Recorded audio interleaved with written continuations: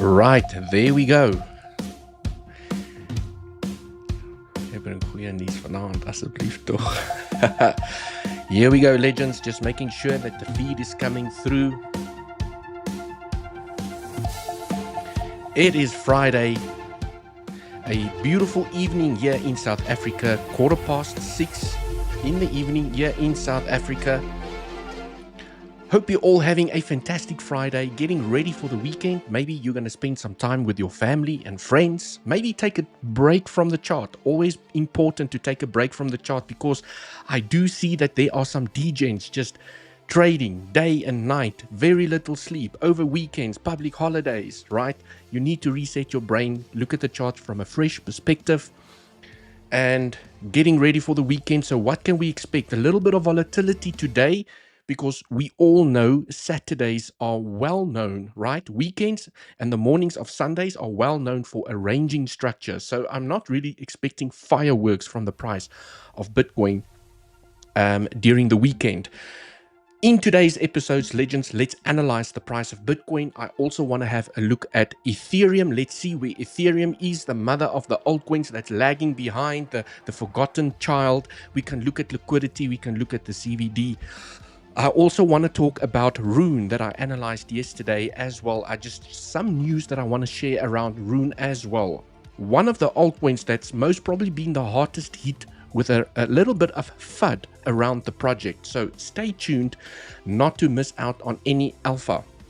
Smash up the like on your way in, and if you're not already subscribed, make sure that you subscribe to the channel for future notifications, where we teach technical analysis so that you can trade as a successful trader yourself, okay, without having to follow any trading signals from any other channel. Right, legends, we're going to take it easy, we're going to take it relaxed. Also, I want to open up the floor. I know, okay, every time I do a live stream, all I get is altcoin requests. Just look at this altcoin and look at this altcoin. But I also want to open up the floor to a little bit of trading questions, psychology questions, maybe even personal questions directed at me.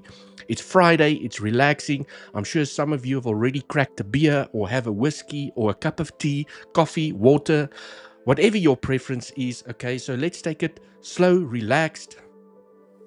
Do some technical analysis, discuss the high probabilities, and as per the thumbnail, okay, 3 or 5. Wait, let me just get my hand in there, right? What's it going to be? Why am I saying 3 or 5? Why am I saying 3 or 5? 5 for the bulls, 3 for the bears. And the structure that is forming here at the moment is going to be a very important structure to determine whether we're going back to claim the all-time highs or whether we're going to sweep the lows again at $90,000. Right, legends, let's get the party on the road. As you can see, I've done some brief technical analysis over here, and I have changed my count because the more data becomes available, okay, candles are data, right? This is data, legends. This is data. Every time you form candles, you get data. And the more data you have, the more you can perfect the structure that you are looking at. Okay, from an Elliott wave perspective, my sense is very, I could say, a little bit closer to 100%, because yesterday I still was not sure, but yet today I'm a little bit more sure. This was the end of 5. Okay, and I'm going to explain the situation over here, because we were looking at this being the end of the structure, and then we had more data, and then we were looking at this as being the end of the structure for an ABC here to the upside. But I do know that there's still some people looking at this as a potential ABC, and we're going to continue momentum here to the downside. And I just briefly want to touch on why this cannot be an A, B, and this is a C wave to the upside. I just want to discuss why this cannot be a C because of this structure over here. Right, so let me take the brushes out. Let's dive into some technical analysis. Remember, my favorite exchanges that I like to do trading on, and I need to share this with you guys, down in the description. Let me go here down in the description.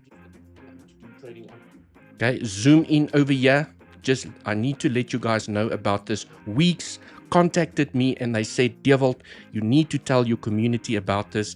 When you select Weeks, not only do you get that 20 12,000 up to 20,000 sign-up bonus depending on the activities that you complete.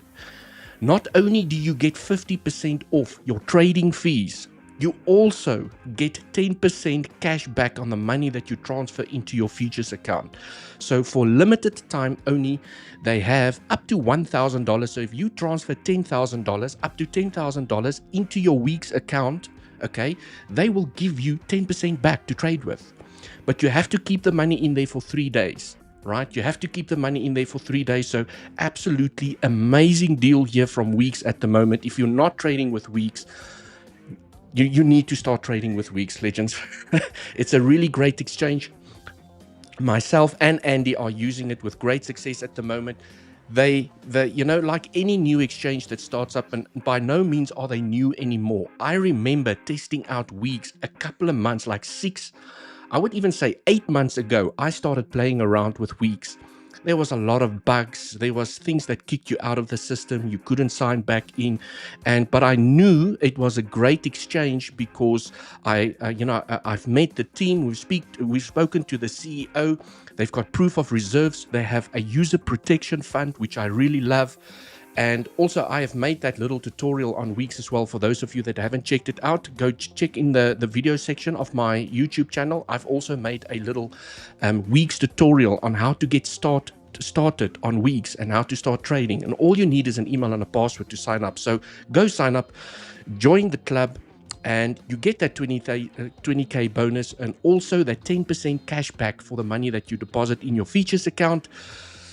And right, let's get back to the technical analysis over here. Legends, the reason, okay, let's zoom in here onto the 5-minute time frame. I just quickly want to get this out the way, okay? I had a discussion with one of the Legends Pro community members this morning as well. And we said, well, I was still also leaning in the camp, well, what if this is the end of the impulse? And now we're forming a 5-wave structure and an A wave, and we're coming down here for a B wave. And this is now just part of a C wave, okay?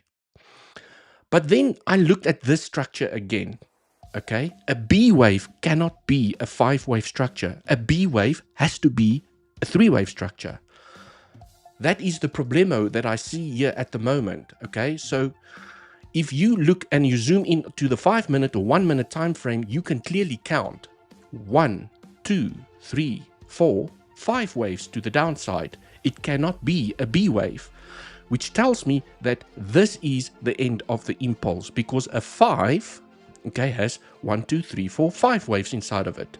So this is potentially an A wave to the upside, Mr. A, or it is a 1.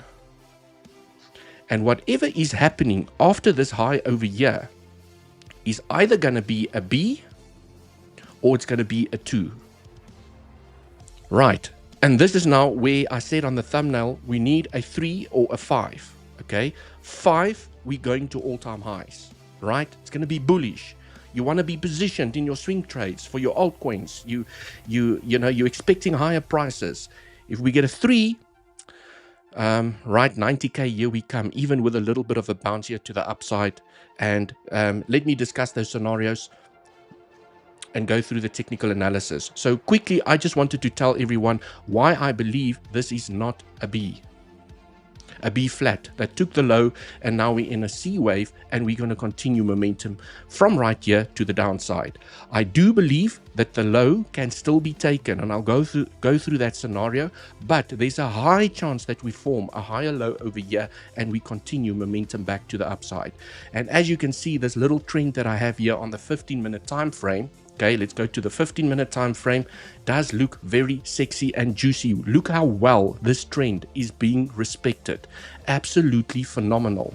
This trend is just being respected so beautifully, just grinding against the trend, not getting any candle closes above, and then you fall to the downside, which leads me to believe that, the breakout over here could be a nice little juicy breakout where you put your stop below the low, you wait for the breakout, some high time frame candle closes above, and you need to start taking some profits here on the way up. Now the question is, okay, big question. If I put in a trading scenario over here, I always preach about why, okay, the 3 W's. Where am I going to put my stop loss? Okay, we know your stop loss is going to go below the low. Why are you entering? Because you're breaking trend and this looks like a bullish structure to the upside that has formed a higher low. And you have now formed a higher high compared to this high and this high over here. Okay.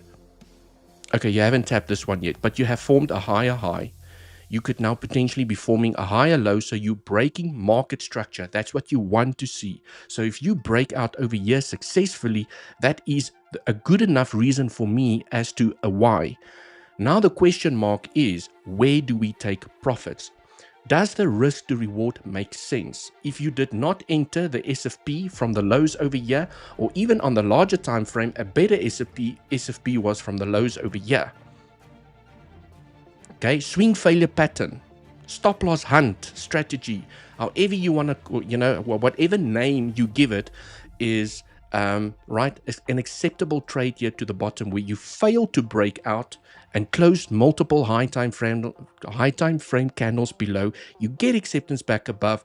There was bullish CVD forming against this structure as it was grinding to the downside, which increases the probabilities of a successful swing failure pattern to the upside. And we got the bounce. So for those of you that did get in here, right, I hope you did take some profits here by the high, obvious profit taking area, but you could now have a nice little protected area, protected position here at the bottom. You could even move your stop loss a little bit into profits, and you just now riding the momentum here to the upside. That is the power of swing failure patterns. Okay, although the D-line strategy, the break of trend that I always talk about being the easiest strategy, it does come with pros and cons, because now the con that you now have over here is that if you entered the SFP here from the lows, you already took profits. Okay, you already have in a profitable position and your position is already protected, so you have a free trade. Beautiful, that's what you want. So if you're now waiting for this trade, I'm not saying this is not a good trade. I'm just saying we now need to go and plan, well, is the trade worth it? It could potentially be worth it, because usually in a D-line strategy, you're always aiming for the highs as a final TP. That is your final TP. So from a risk to reward perspective, it starts making sense, because now you have a full risk to reward, which means that for every $100 that you risk, you could potentially make $400 if you do not take profits on the way up and you just close your position here at the top. So now it already becomes a little bit risky, because there's a possibility that it might not claim the highs. So you need to be a little bit more aggressive with profit taking. So now we need to build some areas of confluence. Okay, you take a FIB, because the structure is completed. Once you have 1, 2, 3, 4, 5 to the downside, you take your FIB from the highest point to the lowest point. Okay, because the structure is complete. Okay, just showering you guys once again with education, right? That's what I like to do. But what is it? Swing failure pattern. Swing failure pattern is basically failing to claim the low and move to lower prices. Okay, there was a swing.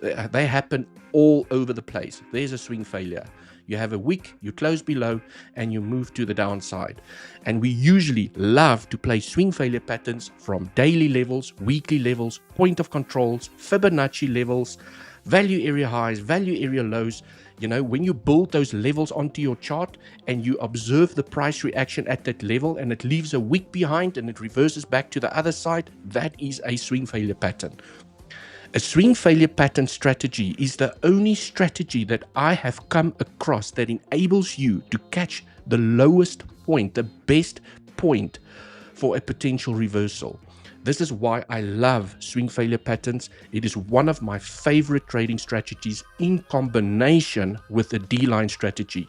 Okay, it is I do recommend that you stick to a strategy and you master that strategy. If the D-line strategy is simple and easy enough for you, master it until you turn that strategy profitable.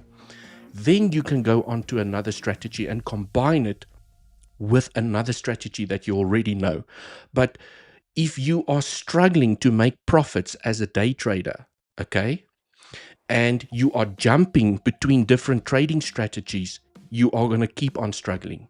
Okay, you need to master a trading strategy that suits your personality and that is simple enough for you to understand and build rules around. Because I often see people say trading doesn't work, but they try, they've gone through 50 different trading strategies, and it's not the trading strategy that's the problem. It is you are not consistently trying to build rules around a specific trading strategy and mastering it so that it becomes successful. There's a saying in trading that says most trading strategies, 80%, even 90% of trading strategies are successful. The problem is the person behind the trading strategy. Okay, they are not willing to put in the time and the effort and build a rule system around their strategy with good risk management to make it profitable. They think when they lose money, it's the strategy's problem. And then they try a different strategy, and then they try a different strategy. So before they've actually even mastered a single strategy, they have basically tried everything except mastering a specific strategy. So for me, my trading style, okay, is swing failure patterns, D-line strategy together with Elliott wave theory to give me directional bias. And I also love to trade Fibonacci levels. Okay. Especially the fib extension, right, where you have your B flat, your C flat, your 1.618. I love to trade those as SFPs. Okay, so those are the three trading strategies that I really like to combine with each other. Okay, so cool, legends. Now we have some confluence. Also, what I wanted to do is go here onto the 4-hour time frame and just look at the range from here. Okay, point of control. Just want to drag this a little bit back. Okay, I want to make sure that I am on the right scale over here. Okay, so what I do like that I'm seeing here at the moment is, we need to start building confluence over here to say that, well, if this trade plays out, okay, so there's 2 trades that I'm watching over here. 2 trades that I'm watching very cautiously over here, or with great interest. Let me just hide this, clean up the chart a little bit. Okay, so now we have areas of confluence. You have a 50% fib level together with the point of control above those little highs. That is a very, very juicy area, and even potentially a shorting area to the downside. Okay, so if we successfully form a higher low over here and we break out, to me, this is a definite TP1 area. Okay, definite TP1 area, and that's most likely where I will take 50% of my profits, depending on what the rules are around your trading strategy. A little bit further up, the value area high at the 786. $100,000, okay, that psychological number there, around about $100,000 together with a 786, you have the value area high of the entire range. So now I have 2 confluence areas, which is potentially my TP1, my TP2, and then maybe you leave that moon, that last 10% or 5% of the trade open for the moon bag over here, or you just close your position at any of these 2 levels. It just really depends on your trading strategy. Okay, so you need to be aggressive with the momentum here to the upside. Okay, so that is if this trade plays out successfully, because as per the thumbnail, we are either going to make a 3-wave structure here to the upside, and in the most bullish case scenario, we're going to make a 5-wave structure here to the upside. In a 3-wave structure, I would still like to at least see the 50% level tap over here. And there's some confluence. We will go and do fib extensions in a moment.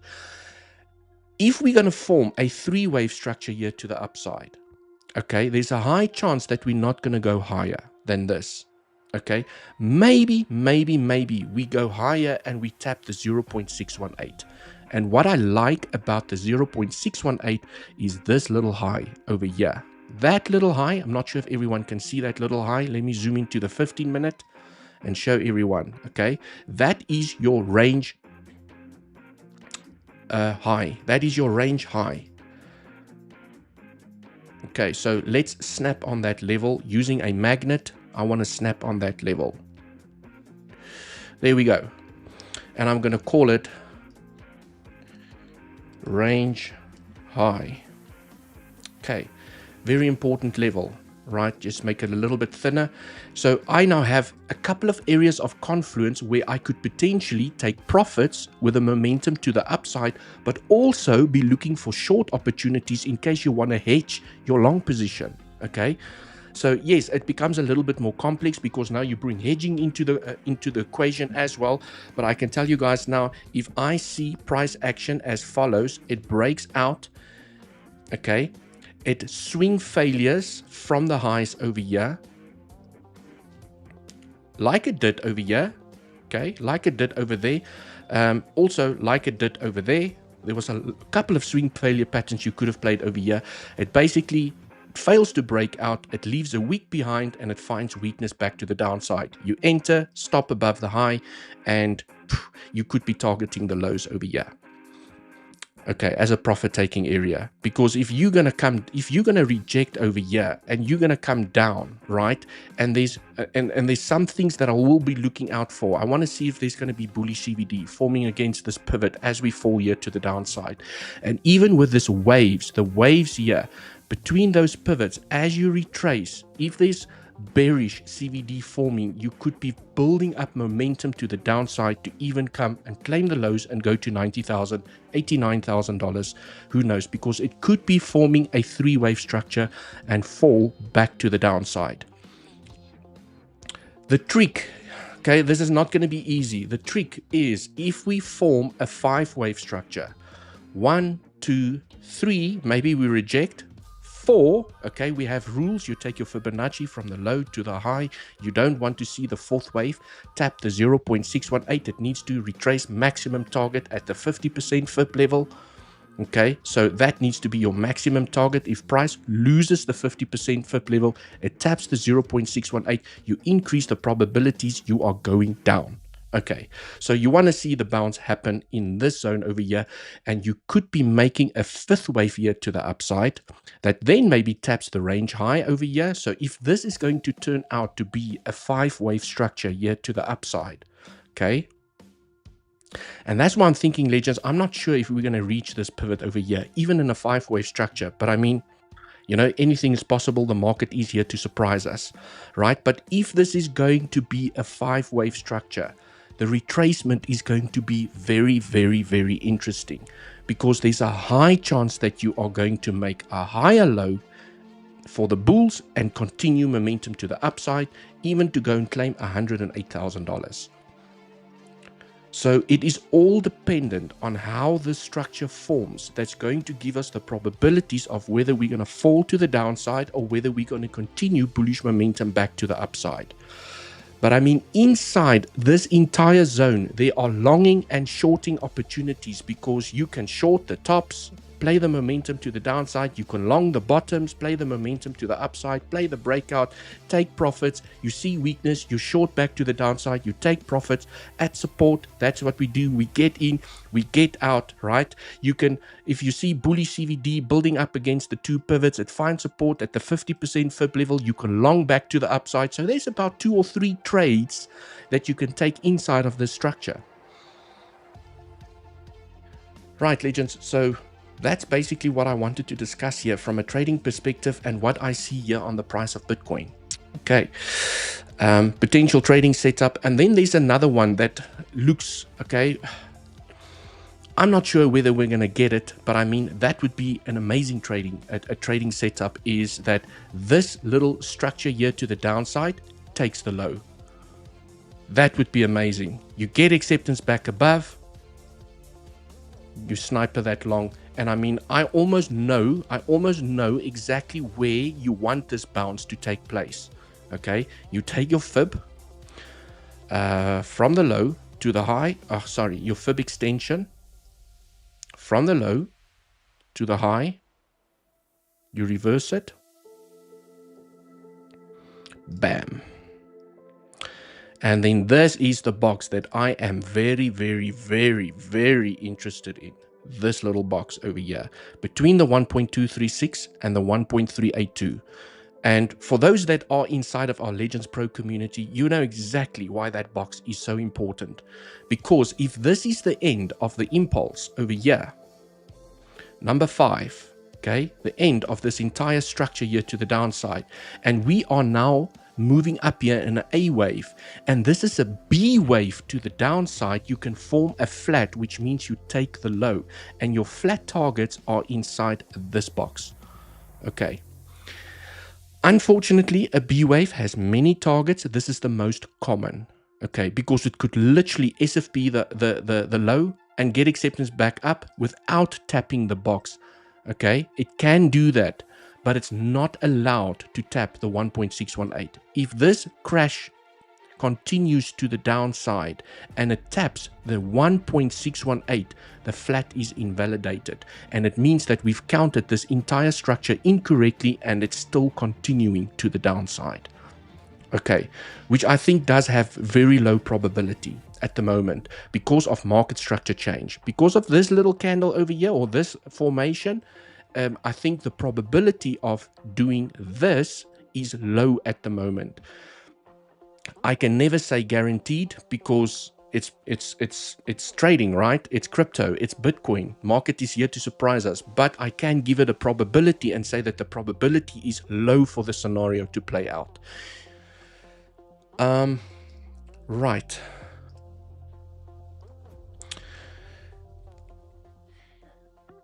Legends, looking at the structure over here, you know, the one thing I was thinking about just before I went live, and I'll go through the comp section in a moment. The one thing I was looking at just before I went live is I was thinking to myself, how can the market makers confuse people the most? If we are going to fall down here and get a beautiful rejection or a support inside of the B flat and move up, that is going to give a lot of traders a clue that this is an A, B, C, and they should be looking for shorts, because now this is a clear A, B, C. You can now see that it's a C wave to the upside. Okay, if price finds support to where it is right now and it can hold this low over here, I think that will be the most confusing scenario, because a lot of people will then think that, what if this is a 1, 2, 3, 4, 5, A, B, C, and we're going to continue. So it will confuse the bulls if you do not take the low, okay? Because if you take the low in a flat, you give it away, because then you know it's a corrective structure to the upside. But if you hold this low, you will fool the bulls in thinking that it's a bullish structure to the upside, okay, and then it collapses. Because we still know that this can be an A, B, C to the upside, right? And it doesn't have to take the low. So just something to think about in terms of maybe, just maybe, this low is going to hold and we're going to successfully break this trend and at least come and tap the 50% FIB level over here. So also interesting, what I just want to check out is that, well, if this is, okay, let's play this out. And A, let's say that that is the low of the B and we're going to form a C wave here to the upside. We can go and calculate, well, where's the C wave targets here to the upside and does it align with anything? So you take your FIB from the low of A to the high of A to the low of B. We reverse it. Okay, now we have some C wave targets. Ooh, and I really liked yesterday. Remember when we rejected over here at the 1-to-1 extension when I did the live stream yesterday? We rejected here at the 1-to-1 extension. There's your first target, 1-to-1 extension. Okay, more or less in confluence with that point of control, but I do like the 1.236 more, way more. These levels, okay, the 1-to-1 extension, the 1.236 and the 1.618 as an extended C wave here to the upside are all C wave targets. 1.618 almost has confluence with the value area high over here, and it's quite normal for price to get that wick above and it gets acceptance back below. These are the fib extensions that I love to play swing failure patterns from. I will definitely be looking for a short if I'm not sleeping and I am in front of the chart. If I see this price action, I'm going to short. You know that Dewald will be there shorting. If I see this price action, I will be shorting, okay, with my stop loss above. Right, so we now have our targets in confluence with the 0.618, the 50% FIP level. And yeah, I mean, this 1.618 is a little bit far from the 786. So I will just treat this as a line by itself together with a value area high over here. Right, legends. So now we have our trading plan. We know what to look out for. Right, it would be nice because for me that's an easier trade. The easiest trade that I see over here is sweeping up the lows. That to me is the easiest trade, especially if you find support inside of this box. You long this puppy over here, okay, you put your stop loss below the low, and as soon as price starts breaking the trend over here, you can protect your position. Okay, then you have a free trade to the upside because there will be a high chance that this will be a C wave to the upside, which can very much extend up until the 0.618 and the 50% FIP level over here. So it could be a nice risk to reward trade. So this trade maybe for me for now seems too easy. So perhaps the low is in and we are not going to break out here successfully. Just remember to take profits at the levels that we've identified, and now we have a trading plan. Okay, and if you guys would like to know more, if you guys would like to know, have more contact with myself and Andy, where myself and Andy provides daily technical analysis. I do a live stream every morning inside of Discord where I answer questions. We go through some altcoins, we do education. Okay, Legends community, right? This is where you want to go if you want a little bit more of myself and Andy, right? We have a free section and we have a paid for section. And inside of the paid for section is where myself and Andy educate. We have coaches in there that provides trading setups with loads and loads of education around everything that we do. Okay, it's not just by saying, okay, here's a trading setup. This is where you put your stop loss. This is where you enter. There's a lot of education that goes behind it as well, because at the end of the day, we want you guys to join the Legends Pro community so that you can learn and leave. We want you to leave. We don't want you to stay here forever. We want you to come in here, learn and absorb the knowledge as much as you can, and then say one day, okay, well, I don't need to be here anymore. I've learned all I can. I've perfected my trading strategy. And perhaps, and I do see that there's some people that have perfected their trading strategy and they're still sticking around because they just like to be surrounded by like-minded people. It's great to have conversations with each other. It's great to have someone to talk to, especially if you are a trader sitting at home alone every single day and you are successful. It's great to be surrounded by like-minded people and to have that person to talk to and to bounce ideas from. This is how I got into the community, okay? Because trading gets boring, it gets lonely. You need someone to talk to, okay? I have a dog and a cat, but I mean, a dog and a bird, but they are not very conversational. Right, Legends, let's go through some comments over here and we can see what else I have not discussed. I quickly want to just have a quick squiz at the higher time frames as well. I still want to go through Ethereum. I still there's a AI token I want to discuss, and I also want to go through Rune. As per the analysis that I've done the last 2 days on Rune. Mr. Pac-Man, welcome. Thanks for your support here on the live stream. Mr. Crypto Big Brains, always great to have you here. Okay, too many comments to go from the top. Yes, Dewald, looking forward to know your analysis. Dark Striker, hi Dewald. High five. There you go, man. High five to you as well. Thanks for joining.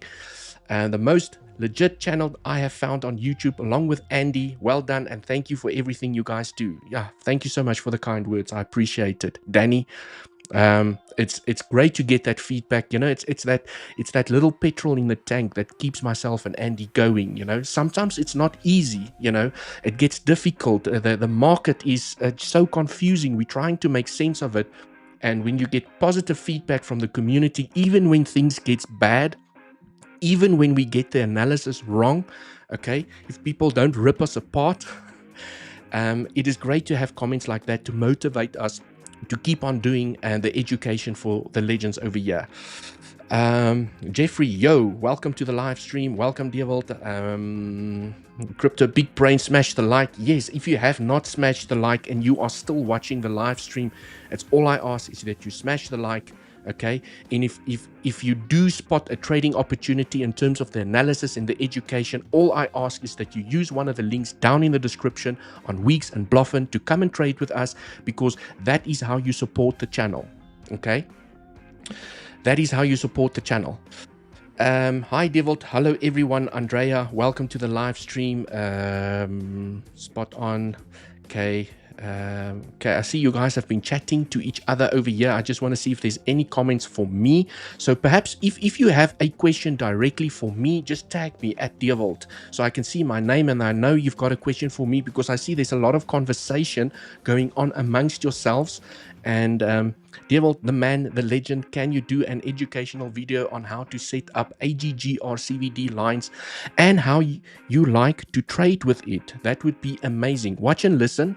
I do have, let me do this. Let me do this over here. Smacking my Discord. Okay. In our Legends Pro community, we have a section called Trading Tools. Inside of the Trading Tools, okay, you will see that I have a CVD tutorial and a little cheat sheet in terms of how it works. And inside of this tutorial, I also show how I use the CVD. Okay. Also, even inside of our free Discord over here, the basic section where everyone chats over here, if you join our free Discord Legends community, you can ask for the CVD script and it will be shared with you by one of the moderators or even anyone in the community for free. Okay. I do need to keep some juice and some alpha for the pro members only, okay? And this is why I decided to make a CVD tutorial that goes in detail about how to use it inside of the pro section for now. For now, the pro members has access to the CVD tutorial. Right, but I don't mind sharing the script and how to incorporate the script. And then obviously you follow me here on YouTube, you will pick up the hints in terms of how I use it, looking for bullish CVD, bearish CVD, because I love to drop education here on the channel as well. Okay, on the Bitcoins, on the live stream, okay? I just cannot help myself. I just cannot help myself but to drop education every time I do a live stream here on YouTube. Dewald, what's your referral code for Weeks? Well, by selecting the link down in the description, okay, it already has the referral code built in. Okay, I think the referral code is W89Q. There it is, right there on top. That is the referral code. But if you select the link down in the description to sign up, the referral code will already be inside of the sign up process. Okay, that's how I understand it works. Right, that's why I always say use the link down in the description. Hope that makes sense. Hope I've sorted you out. I tried the link in the description, but no go. Okay, I'm not sure why it's not working. Right, it should work. But yeah, there is my referral code. Okay, if you want to do it manually, my referral code is W89Q. If you want to put it in manually, right? And then you still qualify for the 50% discount on trading fees. You qualify for that 10% cash back on your money that you put in your features account, and also that 20K bonus depending on the activities that you complete inside of the exchange. Legends, let's show some love for Dewald bringing us the amazing education. TA on a Friday evening, he could be off smoking his socks. I definitely opened the door with smoking the socks, right? I really thought it was like a very common saying, and apparently people have never heard it before. But here in South Africa, when we say you're smoking your socks, it basically means you're just, you know, you weren't thinking when you did something or when you said something. You were smoking something that made you high and stupid, okay? And we refer to that as smoking your socks. Right, 98K has a huge liquidity cluster. I'm placing my short over there. 98K. I mean, 98K also has confluence with this range high over here. Very interesting that this zone here by the 1.618, okay, the 0.618 also has confluence with that liquidity that you are highlighting over there. Remember the rule for this strategy, okay, I have discussed the range low and the range high in quite a lot of detail, and there's one on the higher time frame that I'm keeping an eye on as well. The rule for the strategy states as follows: if price moves up here and it taps this level for the first time, it can dip inside of it, but it needs to be sold off very quickly. You really want on the higher time frames, like the 1 hour at least, okay, even the 15-minute, you want to see wicks left behind and not candles above this line. So it needs to dip in and it needs to be sold off very quickly. It needs to leave the wick behind. And if the body of the candles closes below, that's usually where I entered, because that's the rules for the range low. You put your stop above the high, okay, and then the next rule states, okay, more education over here. You're not allowed to tap this level again. Not allowed to tap it again. So what I usually do is, as soon as I move into profits, I protect my position. I move my stop loss to my entry. Okay, depending on where you entered, you know, but that's the place you need to put your stop loss to, because the rule states it's not allowed to tap the level again. If it taps the level again, you increase the probabilities of coming to fill the inefficiency. Right, so if you are in a short over here, you really want to see a tap and go. I also refer to the strategy as a tap and go. You tap and you move away. Another rule for the strategy is that the profit-taking area, okay, is the low. So that is quite a scary profit-taking area. But I like to take profits on the way down. And when you start hitting obvious support areas, okay, these highs will offer support. That's usually where I start taking profits from the trade. So although the profit-taking area, according to the rule of the strategy, is the low over here, it's never guaranteed that you're going to hit that low. But you can leave some of the position open to go and slam that low there to the downside. So this range high strategy is also in the making, potentially on the higher time frames. Okay, and I think I discussed it yesterday during my live stream as well. So according to the liquidity that was just highlighted here at $98,000, it would make sense, but perhaps you go grab that liquidity, okay, and the range high strategy comes into action. You get that little dump to the downside. Right, maybe you find support and you go and do a 5-wave structure. But even if you do a 1, 2, 3, 4, 5, okay, you can still make money there. That's why I'm planning to take profits here, because you could move up again. Okay, but even after you've moved up and maybe you failed to claim the value area high, you still need to correct the structure. Every structure corrects itself. So you're still going to look at a ABC, a 3-wave corrective structure. You form a higher low and you continue to the upside in a 1, 2, 3 wave to the upside. Okay. Let me quickly clean up the chart over here. Just take this out the way. I quickly want to go onto the 8-hour time frame. Okay, just quickly want to discuss this little scenario over here. Okay, legends, always for me, it's always I like to, in every single live stream, I like to just zoom out and take stock of where we are. Okay, so on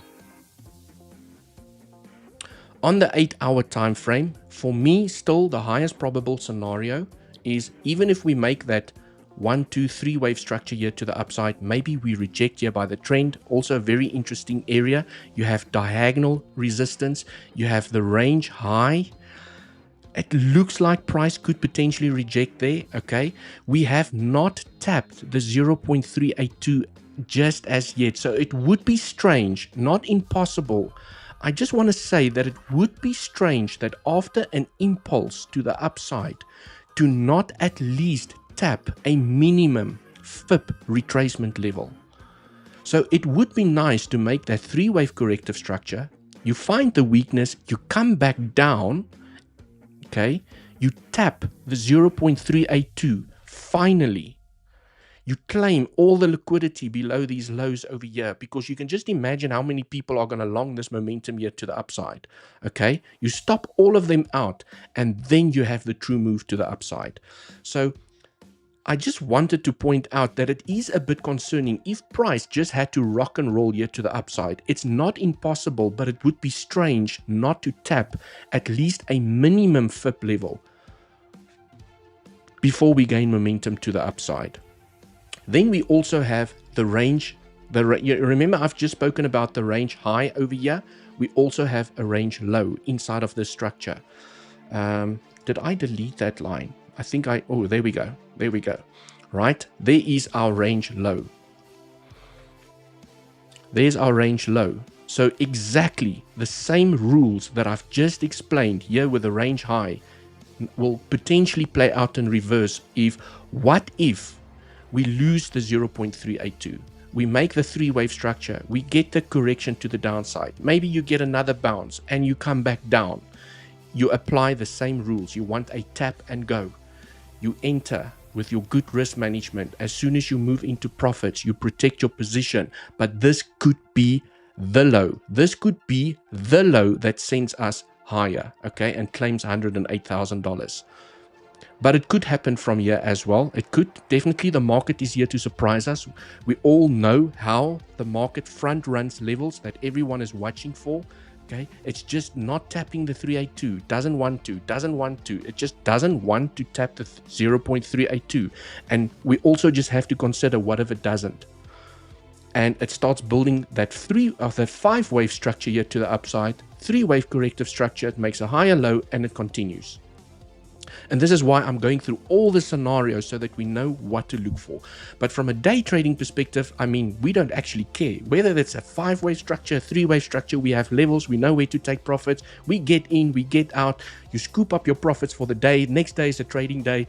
But it's interesting to talk about the scenario so that when you get there, you know what to do and you have a plan for when that level hits. Because as a trader, right, if you don't have a plan at lower levels, let's just say your trading plan is inside here. You only have a trading plan inside here and price falls down. And you didn't plan your trade over here, okay, you're going to miss out on a potential long opportunity. An potential epic long opportunity. So the reason I always like to go through the larger time frames is to know that, well, when we get here, you know what to do. When we get here, you know what to do. And when we tap this level, okay, then you know, oh crap, okay, fourth wave is invalidated. We're most likely going down lower. I need to move my FIP, as I've explained in the other live streams as well. But I mean, this trend line, you know, purely from a simplicity perspective, I just have to say that trend line actually looks very good, right?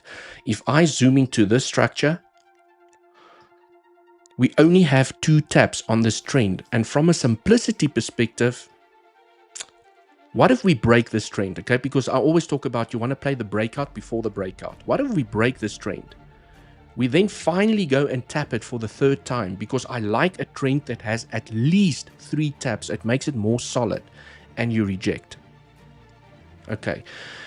And the only way that we are going to know whether we're going to form a higher low over here and continue and then have the true breakout on the 4th attempt, or whether we are going down to the lows, is the structure to the upside. It has to be a 5-wave structure to the upside. Okay. 1, 2, 3, 4, 5. You want to see a 5-wave structure, and that could be a fake out as well. If you're going to form a 1, 2, 3, 4, 5, you break out of here, you're going to make an ABC, okay, and then you have the breakout. I think the 4th time is going to be the true breakout. The 3rd time is most probably going to be a fake out or just a rejection at the line. But definitely a very interesting short opportunity here, together with diagonal resistance. You have the range low, we have the 786, we have the 61, you know, we have those levels, and we've just planned for all those levels down there or up there. So that's basically the trading plan on Bitcoin. Right. One too many socks. Dewald, can you check BTC price on 10th January 2021? It seems to play exactly the same. Okay, let's do that. I'm also now curious. You've sparkled my curiosity over here. So 2021. So I mean, we need to go back, right? January 2021. Jan, are you talking about this? Jan 2021. 10th of Jan.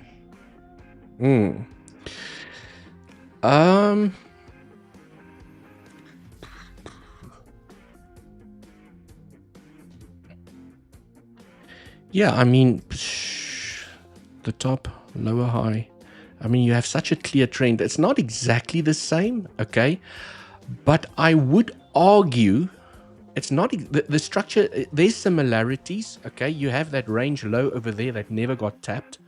But I think the interesting thing about the structure here to the upside is if I take a fib from, okay, we're still expecting the fifth wave to the upside, so I have to take it from this pivot, okay? The interesting thing about this push here to the upside is it did tap the 50%, which is a 1, 2, 3, 4, 5 waves here to the upside. And I mean, it looks like there's multiple 1, 2s, 1, 2s, and this is why you had 3, 4, 5, 4, 5, 4, 5 here to the upside. But just looking at the structure from here, 1, 2, 3, 4, you did tap a proper fib level, where the structure at the moment has not tapped this level just as yet. But I do see the similarity, but where I see the similarity more so is perhaps we are here from a bull cycle perspective.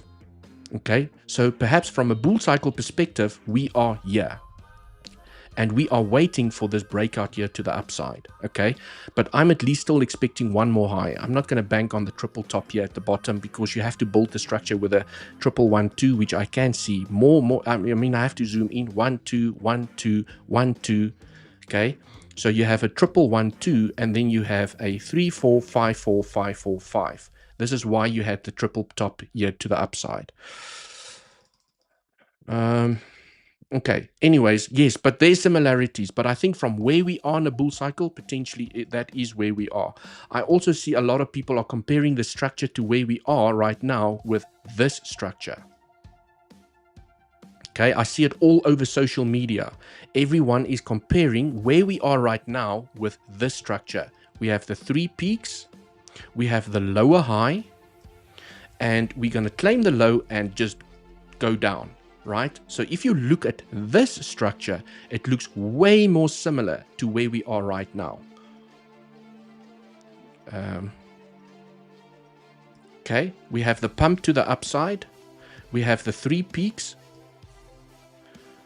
Okay, it's going to take, you have the lower high, and everyone is saying, bam. This is what everyone is calling for because of the similarities between the two structures. I like to say that the market does not repeat. It does rhyme, but that structure counted completely different than the structure that we are in right now. Okay, there probably wasn't bullish CVD. I don't know. You know, you have to go back in time, draw your daily levels, your point of controls, look at CVD, count the Elliott wave structures properly to the upside.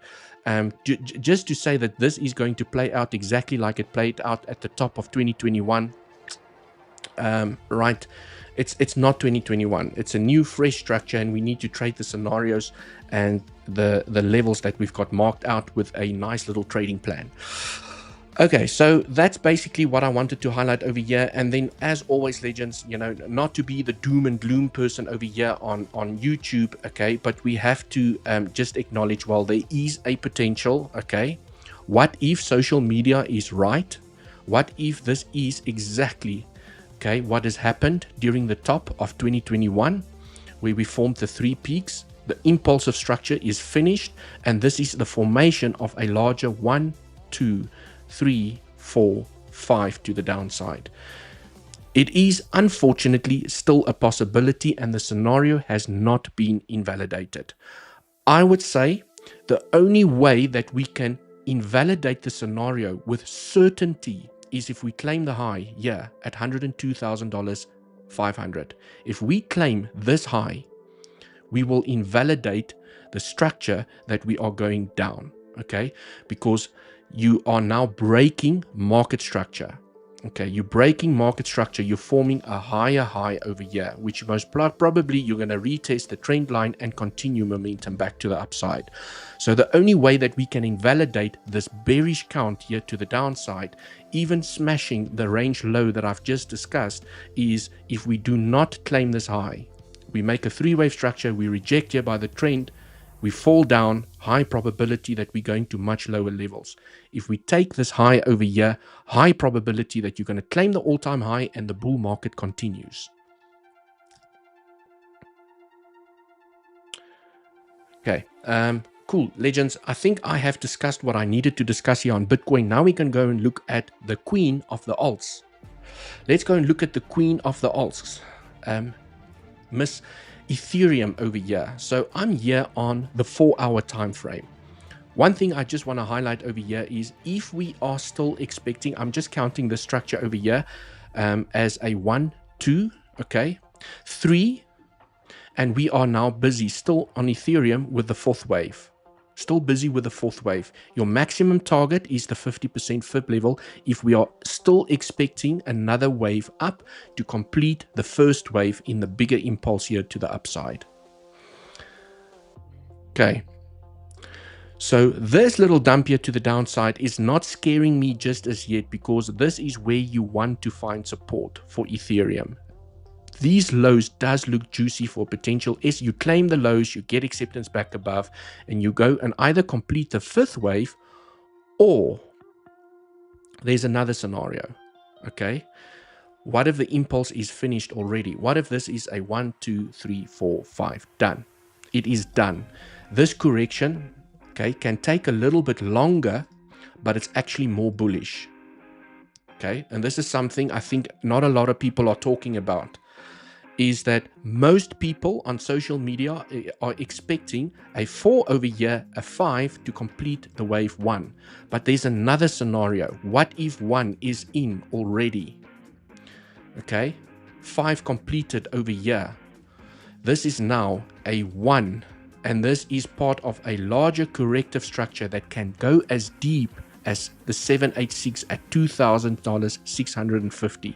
It can bounce at the 618. It can find support where it is in this box, but it has a maximum target of $2,650. This would actually be more bullish for the price of ETH, okay, because then it's going to start building that 3rd wave to the upside. It could also be a 1, 2, 1, 2, 3. It could also be a double 1, 2. So all I'm trying to highlight over here is that if you invalidate the 5th wave to the upside to complete the wave 1, a deeper retracement is not necessarily a bad thing, as long as you hold. Okay, you actually, if the impulse is finished, I just need to correct myself. You need to redraw your fib. Okay, then your maximum target is $2,300, right? But what I'm trying to highlight over here is a deeper retracement without taking the low, and preferably not the 0.88, is still very, very bullish for ETH to find continuation to the upside. So from a long-term perspective, and from a spot back perspective, and from an investment perspective, remember, there's no financial advice. This is what I do as a technical trader. I'm just simply entertaining here everyone here on YouTube, is that the probabilities of moving up is still higher than just entering a bear market over here, even looking at the price of Ethereum. So for me, this zone, quite a big zone, is still a load-up zone. Still a load-up zone, right? If you haven't filled your ETH bags, for me, this is potentially still a buy with a clear invalidation. Okay, spot buy. Okay, hi Dewald, come back to the stream after a long time. Do you think inauguration will act as a positive pivot? Alicia, welcome to the live stream. I will go and check that out in a moment. First, I want to talk about Rune, because I know that there are some people that took the Rune trade with me yesterday. So I just quickly want to touch on Rune, right? I don't want anyone to get wrecked. And as soon as I have information, I want to share the information. The first thing on Rune I want to quickly discuss, and because I saw there was people yesterday that took the Rune trade, okay, that I spoke about, because I am buying in this zone. Please, no financial advice. I always stress on the importance of how important risk management is. I did tell everyone I have a clear invalidation below the low. I will take the knock. I will be stopped out. I am going to let my stop loss kick in. I'm not going to take my stop loss away. Right? If I get stopped out, it is what it is. This is why I told everyone inside of this load up zone, I'm starting to nibble. I've even nibbled a little bit more this morning when I saw how low it went, because that's my strategy. The reason I want to talk about Rune over here is because I see there is some FUD around Rune. Okay, I don't know the specific details around Rune, something about people selling and they are minting the coin and it's causing downwards pressure at the moment.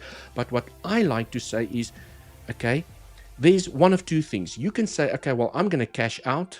Okay, I don't want to be in a token that has so much FUD around it at the moment, because out of all the altcoins, and I was reading this degen report from our researchers this morning. And if you want access to this report, you need to join our Legends Pro community, where they spoke about Rune. You know, Rune has been the worst performing among the top 100 coins this week. Rune has been, because of the FUD that's going around it. Although FUD has been hitting this token hard, Rune is coming down to macro support levels. That's what I've also identified yesterday during the live stream. Okay, we've had this happen in the past. Look at these. Oops. Let me do that. Okay, we've had these events in the past, massive dumps. After these massive dumps with high volume, you usually get a nice little pump back to the upside. It happened here again. Nice pump to the upside, and now it has happened again. So for me, I can only share with you what my plan is. My plan is that I never let a good crisis go to waste. I can imagine that too many people are too scared to buy Rune at the moment, especially considering the FUD. So I am still in my swing position. I am not going to cash out my swing position. If I get stopped out and the FUD continues, by all means, I have planned my trade. I didn't enter with more than what I can afford to lose, and it's a 2x position. It's a low leverage position. My liquidation price is very far away. My stop loss is below the low, so I don't mind getting stopped out. I will definitely look for another entry. If I see price action like this and it gets acceptance back above and it starts trading above, I will look for a re-entry on Rune, because there's still that C wave that I can trade to the upside, where I've shared the bearish case scenario can still give you a 3x to the upside. But I'm going to remain in my Rune trade, but I wanted to share it with everyone because I saw people taking the Rune trade yesterday after reading the comments. Okay, so if you want to cash out, by all means, it's your money. It's you click the button. It's, you know, you've got your risk appetite in terms of what you want to risk and what you don't want to risk. But I just thought I wanted to share that there is FUD around Rune, and I'm not just going to say that it looks bullish from a technical perspective, which it does, okay, and not say anything else. So I did see the FUD. If you want to cash out your Rune, by all means, it's your money. You need to decide your risk appetite, but I can only share with you what my plan is. My plan is, this is potentially the best buying opportunity for potential bounce. And look at where we bounced.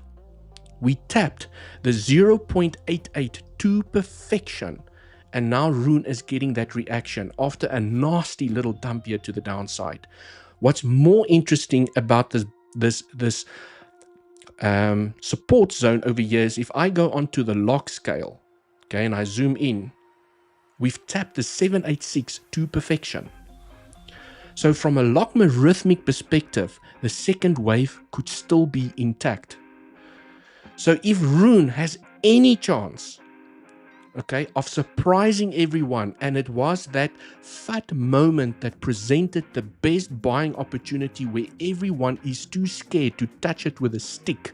No one wants to buy Rune here at the moment because they see the FUD, they get scared, they sell their bags, they exit their swing positions, and then Rune does this.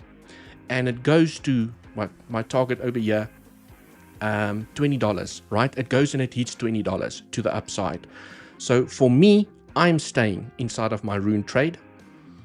And if I get stopped out, so I just want to let everyone know that I am happy to be stopped out, okay? Because I've planned the trade, the technicals still make sense, it is still a bullish bounce, and yesterday I actually told everyone that I've moved my box, okay? I actually moved my box because my box was a little, the load up zone box was a little bit smaller, and look at where Rune actually found support at the bottom of the box, okay? What would be nice to see now on Rune is that I wanted to start consolidating. It needs to start going sideways. It would be really, really nice to see Rune starting to go sideways, okay? And come inside of this zone over here between the 382 and the 0.618. So round about the end of this month into Feb, the price, if the price can continue to go sideways, maybe it claims the low, it gets acceptance back above, but you want it to range over here and it continues to chop sideways, it's going to be a very bullish sign. Okay, if it does not go down lower before it hits this zone and it starts chopping sideways, it's going to be a very bullish sign for Rune, and it can definitely get that pump back to the upside. So just quickly wanted to go through Rune and make sure that my community understand exactly the risks involved with taking this trade. Okay. And for me, there's actually no real risk because I didn't enter with my entire portfolio at 10x leverage hoping for the best. Okay. So for me, I'm managing my risk. Even if Rune, you know, I told someone in our Legends Pro community, even if Rune goes to 0, my portfolio is balanced in such a way that even if a couple of altcoins in my portfolio goes to 0, okay, I will still be okay because I am not putting all my eggs in one basket. Rune is one of many trades and spot bags that I have. It's not the only one. It's not the only one, right? Because you never know when a project is going to go bust, and you don't want to be on the wrong side with all your all your eggs in one basket. Cool, legends, smash up the like for the education. I see 96 likes, 182 people on the live stream. I know we can do better, right? You've potentially joined the live stream. You forgot to click on the little like button. I would appreciate a little clicky over there. It would mean the world to me. Bernie, Dewald, have you been smoking flux? No, I have not been. I sometimes smoke my socks, but I don't smoke flux, okay? I do have a spot bag of flux. And it would be interesting to go and have a look at some of the altcoins. So, legends, I think that is basically what I wanted to discuss today. Where are we? Exactly 1 hour. So perhaps what I want to do now is open up the floor to questions. Trading questions, psychology questions, even personal questions directed at me. Anything you want to know. Maybe you want to know how to add a daily level. You know, how does the Fibonacci work? Maybe you want to see some of the settings of the tools that I use. So I want to open up the floor and just say, guys, go ahead and ask some questions and we can do some education here together. I want to now make it about you, and because all I see every day is this altcoin, this altcoin, this altcoin. I want to have a look at this altcoin and this altcoin and this altcoin. So maybe we can have some questions over here. Okay, you see again, this coin, this coin, this coin, right? Say something about sols, support and resistance, price action. Yes, I mean, there's many altcoins to look at, right? Time fib, please. Time fib. I have done the time fib on Rune. I'm not sure. Time fib. Do you want to know how it works? Do you want the settings? Do you want me to do it on a specific altcoin? Time fib for me is, I'm not understanding that question properly, right? What do you want to know about the time fib? Cybercoin. You want to see Cybercoin, right? The legends want to see their altcoins over here. Something about soul support resistance. I have seen that Rune does have a D support line from its 20th D support line. I'm interested in that now. Rune has a D support line from its 2023 June and August.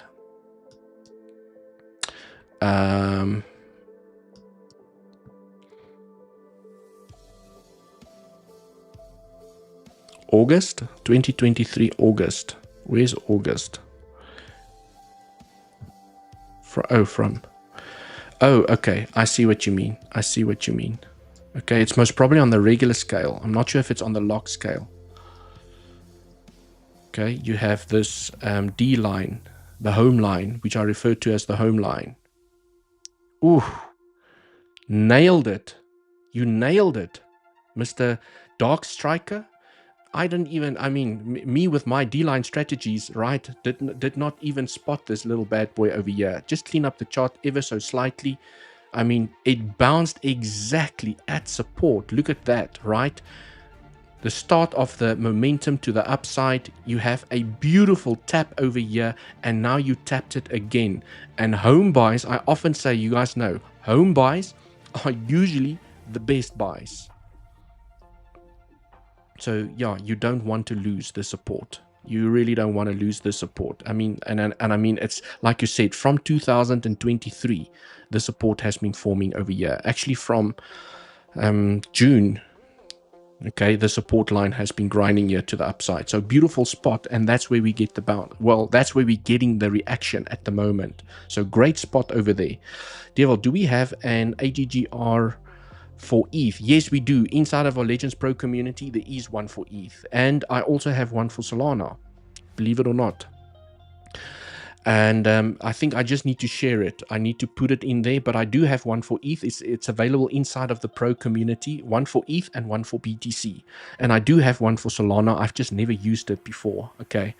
If you're day trading Solana, maybe you can use it, but from a larger time frame perspective, if you have a spot pack open or you're planning a swing trade on low X leverage, the AGGR doesn't make sense. It doesn't make sense to use it because the CVD makes sense to use from a day trading perspective. 15-minute, 5-minute time frame. You're scalping, you get in, you get out.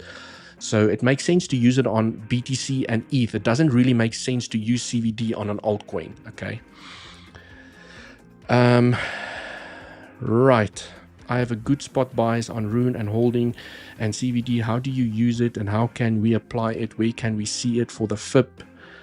For the FIP settings. Right, if you guys, I mean, let's go back here onto the price of Bitcoin. I just want to see what is cooking here at the moment on the smaller time frame. We are getting the bounce. Let's look at CVD over here. Ooh, we are forming some local bearish CVD. Let's see if it can invalidate it. Okay, there was actually some nice, let me see. Oh, there was actually some nice bullish CVD against these two pivots, right?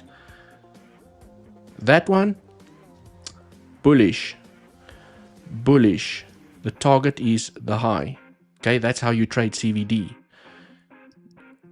Bullish CVD, the target is the high. And what's more interesting to me is more locally, what is cooking over here more locally. So this is where I like to just take this out the way. And I now look at this structure. Okay, so we have bearish CVD building up against these two pivots because you have a higher high and lower low on price action, lower high on price action. If it takes the high, it will invalidate it. Okay, but you also have it on white. So you currently have a double confirmation, which tells me you could potentially have a swing failure pattern over here. You can have a swing failure where price dips above and it gets weakness below, and guess the target for the CVD is the lows. It comes and claims the target again, and then maybe it tries again. It would be nice to build up some bullish CVD against those two pivots if this plays out, right? But CVD is the only indicator that I use. You will see I do not use any indicators. I trade price action. I use daily levels, support, resistances. There's no indicator here on my chart. Right, sometimes I will look at RSIs, but I don't use RSIs as part of my trading strategy. Not at all. Okay, there's another trading strategy that I'm testing out here at the moment, but only once that's ready will I share it with the community. But yeah, for me, CVD is the only indicator that I have found that is real time and actually positively contributes towards my trading strategy. Okay. So I just quickly wanted to see this degen report again. We spoke about Rune. I just want to see if there's maybe anything else of interest over here, because this is the degen report that gets shared inside of our Legends Pro community. Okay, only for the degens, right? Don't open this report if you're not a degen. This whale went from 90% loss to 1 million investment to 2.5 million in profit. Wow, you lost 90% of your money and now you're 2.5 million in profit with 𝗶𝗶, most probably a meme coin.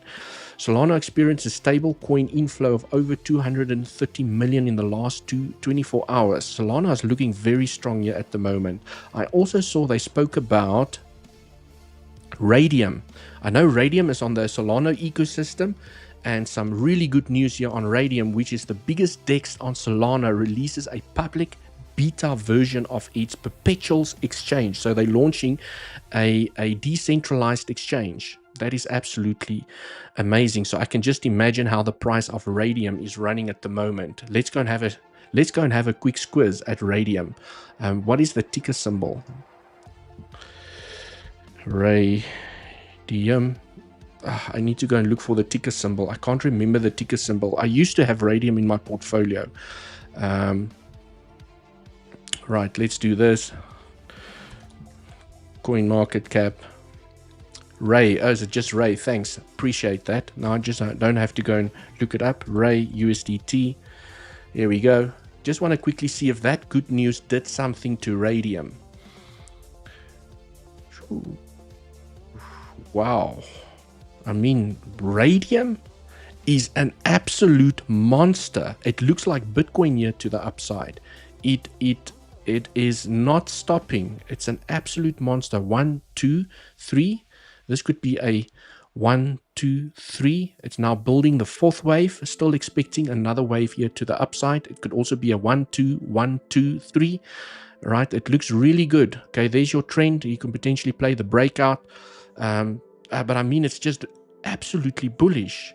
Compared to most of the altcoins, this is an absolute monster. Radium is just not stopping. For those of you that do have Radium in your spot bags, not like me that bloody sold it. Okay, I don't remember why I sold Radium, but I had a nice little spot bag of Radium during the previous cycle, and I actually sold it.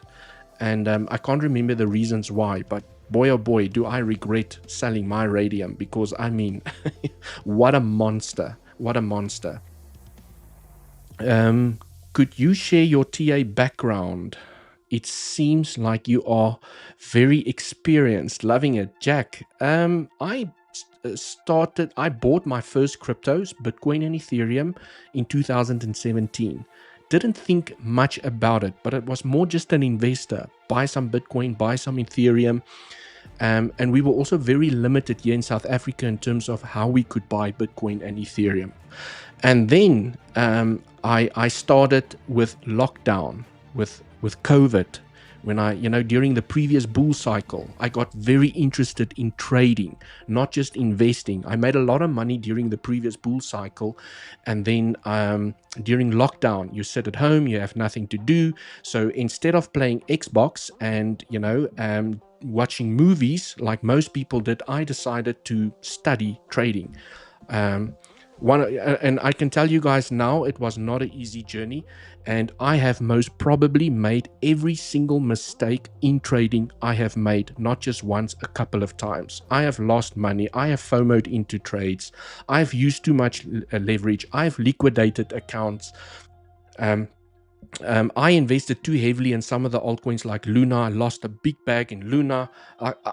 I've been scammed out of a big bag of Solana on my Phantom wallet through an NFT. Never forget that day. I think I lost like 200 Solanas that day when Solana was trading at over $100 or $200. I can't remember the price exactly. But yes, I mean, I've most probably made every single trading mistake most of you have made here inside of the comment section. And then I would say during the bear market, believe it or not, during the bear market of Bitcoin, that is where I started mastering trading. Okay, I actually lost a lot of money during studying trading over here, FOMOing into trades, using too high leverage, and then these dumps liquidate my account. And then when we started going down here, this is where I actually started turning profitable as a trader. This is where most people struggled, and I was just like, okay. And then when did I resign? in 2022 or 2023. I can't remember. Okay, I need to go and check out the dates. I'm not good with remembering dates. I even forget my own birthday. Okay, but somewhere in this zone over here, I resigned from my 9 to 5. In this zone over here, I resigned officially from my company that I started, and then I became a full-time trader. All I did was trade. Obviously, I have an investment portfolio, but I have a trading portfolio to pay my bills every month. And I traded, and then round about, where was November 2024, 2025, around about this area over here, okay, is where I started my YouTube channel. This is where I started my YouTube channel because of all the knowledge and the money that I've made over here from a day trading perspective. You know, it gets lonely. I started joining communities inside of this section because you want to surround yourself with like-minded people. But this is where I joined Andy's team. This is where myself and Andy got into contact, and I joined his team. And then, yeah, the rest is history. Now we are here where we are right now. So, it wasn't an easy road, okay? It was not an easy road. It took a lot of practice. It took a lot of burning accounts, liquidations, making mistakes, FOMOing into trades, all the rest of it. And today, I believe, I sometimes think to myself, the reason I like to think I started this YouTube channel is to teach you not to make all the mistakes that I made, okay? I cannot sit here and tell you guys, okay, I haven't made all the mistakes. I've just been nailing the trades. I studied trading. I started trading. I just eased into it in the perfect way with low capital. I first tested my trade. No, I did it the complete opposite way. I did it in the way that I'm trying to tell you not to do it.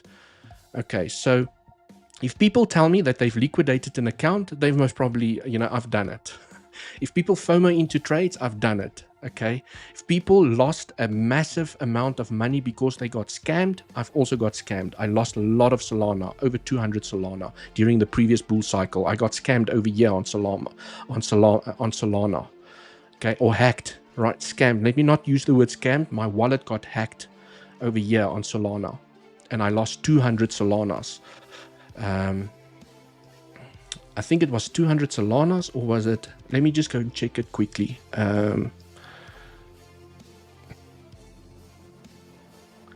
Sol USDT. I want to see what the price was during the previous bull cycle. I can't really remember. Right. Yes, this is where I got scammed. Yeah, right over here somewhere is where I got scammed. Yeah, it was at $200 and I had 200 Solana. So I got scammed there out of a big bag. Right, I lost a ton of Luna. Yes, and I'm sure we all have those stories to tell here in the live stream. Some of us has liquidated accounts many times. I think most of us has been scammed or hacked at some point. All of us have FOMOed into trades. All of us has, you know, made those mistakes that we're not proud to tell each other. You know, it's easy to show off a P&L in terms of how much money you've made, but there's very little people that actually talk about the bad side of it, you know. But I will say the one thing that I never did is give up. I never gave up. And I think this is why I'm sitting here today, is that there was many times I wanted to give up and I thought it's a scam. It's no one can win in trading. People that have YouTube channels pretending that they are making money. That's what I thought. I thought it cannot happen. It's impossible to be a successful, profitable trader month after. I thought it's impossible. But I did not give up, and that is what brought me to where I am today, where I can tell you that it is possible, but you have to put in the work. You have to put in the work. Okay, right. How many years did you educate until you became a full-time trader? So roughly, when was let's go back here onto Bitcoin, because I like to use the chart as an indicator. So from 2020, okay, from 2020 up until round about this zone over here, 2022. So it took me about 2.5 years. It took me 2.5 years to perfect my trading strategies, because this is where I started. To actually trade, I was in the game in 2017 and I was watching the fundamentals of altcoins. I bought Bitcoin. So and I was still getting in and out of the market, selling here at the high price, selling at the low price, but I only started taking day trading serious over here, where I start developing my trading strategy. And then, during the whole bull cycle, and then somewhere around here is where where I perfected my strategy. And I can tell you guys now, from a day trading perspective, I lost a lot of money even with the bull market to the upside. I lost a lot of money up until this point. Okay. But from an investment perspective, I made lots of money, because investments, you don't trade, you just buy and hold, right? I just didn't take enough profits. That's a mistake I'm not going to make during this bull cycle. So that's basically my story. Do you have a ledger or cold wallet or hot wallet? Yes, I do have my money spread out amongst exchanges. So down in the description, I have money. My day trading portfolio is in Weeks and in Bluffin. That's my day trading, where I get in, I get out, and I also have a couple of swing trades open on Weeks and Bluffin. On Bybit, I have my spot bags, my larger spot bags and things like that. And then on 𝗞𝗚cie, I sometimes do swing trades as well because of the low trading fees. But I know in some countries people can't use these two exchanges. Okay, and this is why these are now better options to use for right now. So the first strategy I have is I spread my cash out amongst exchanges, so to avoid what happened to FTX.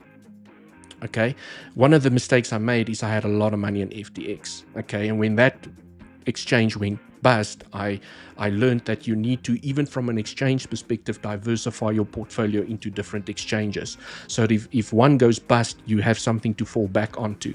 And then for my long-term portfolio, I have a cold storage. Okay, right. And I have some, I don't know what you refer to, but I have some, I use 𝗖𝗿𝘆𝗽𝗍 as well, an app on my phone that I store some coins as well, with my secret phrases and things like that. But I really enjoy 𝗖𝗿𝘍𝗽 as well. Radium looks alike to Deep, a limited...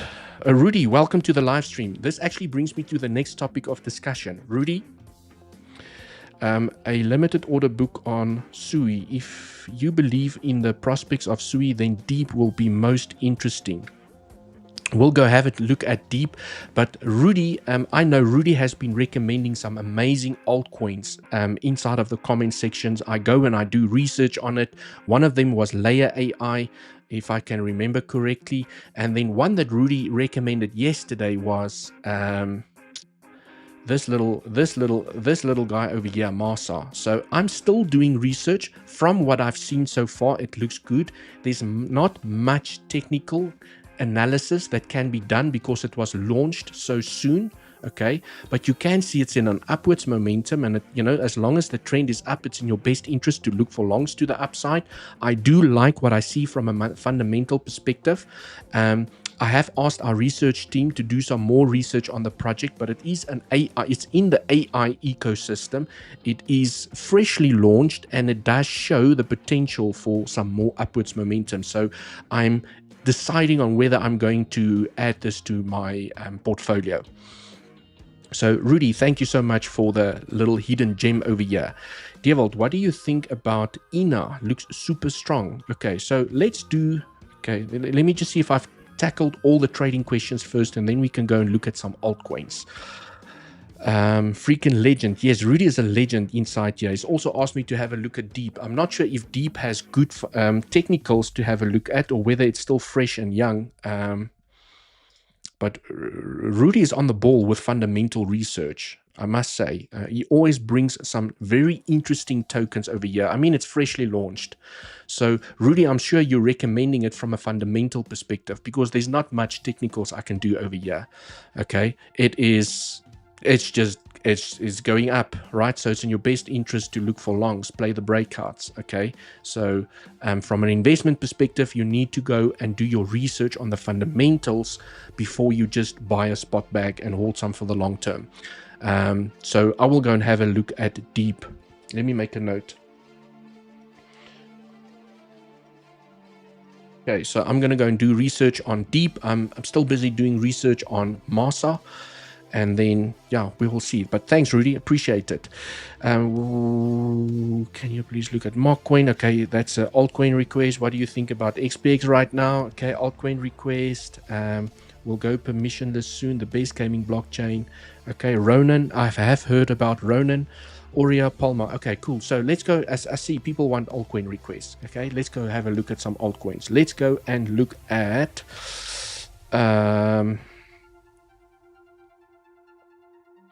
Oh, let me just finish up this question. And what was your full-time job before?